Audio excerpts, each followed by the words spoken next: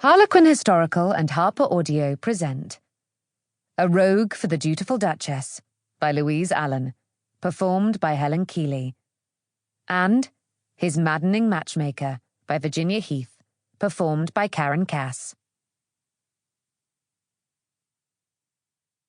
A Rogue for the Dutiful Duchess. Author note: I am often asked where the ideas for my books come from, and I usually have to say that I have no idea, because only a fragment is revealed to me at first. A place, a name, a face, or a situation. On that, the story builds, rather like the growth of a coral reef. With this book, I had a very clear image of someone tall, dark, and very slightly sinister, confronting a woman who was outwardly cool, calm, and very conventional. Who were they, and what was happening inside their heads? Nicholas Pascoe, I discovered, was a man with a secret, and at least as much pride as the woman he confronted. A duchess. Sophie, the Duchess of St. Edmunds, had never allowed her desires and emotions free range. Everything was duty. Until she met Nicholas. I hope you enjoy discovering how Sophie and Nicholas allowed their real selves to emerge, and where that took them, as much as I enjoyed exploring their journey.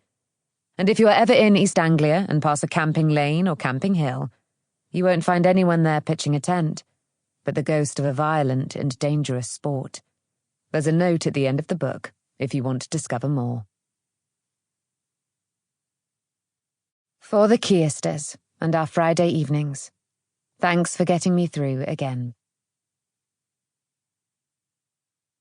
Chapter 1. October the 1st, 1816. Vinemount House, Norfolk. Her Grace Sophia Louisa Andrea Delavine, Duchess of St. Edmunds, sat on the great carved chair that her dignity required, took a deep breath, and glanced down to make certain that her hands lay still, and betrayed nothing but calm assurance. The sight of the lilac silk of her gown gave her a thrill of pleasure, which made her lose focus for a moment. Colour.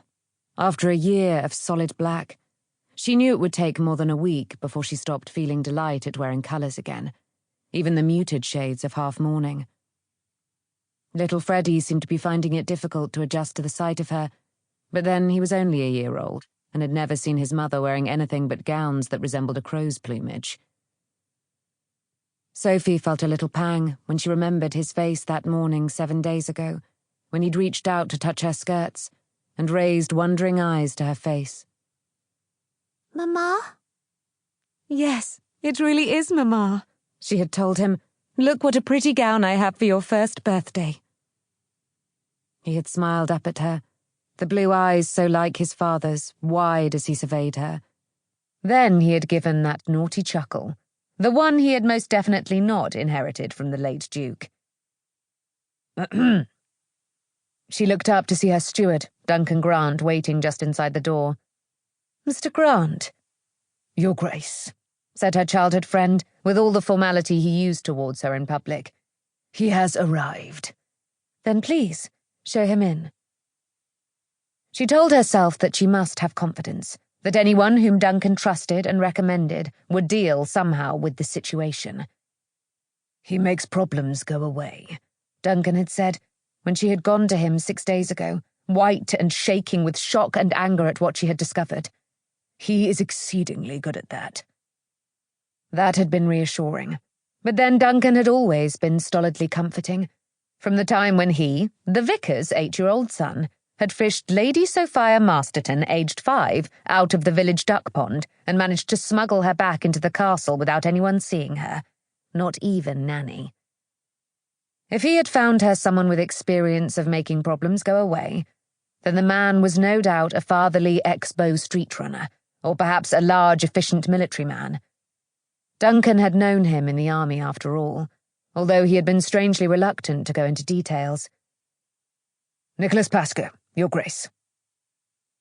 So, a Cornishman, Sophie thought, and then ceased to think for one disconcerting moment as a figure stepped past Duncan and into the room. This was not a middle-aged runner with a red face and a paunch, nor was this a broad-shouldered Sample complete. Ready to continue?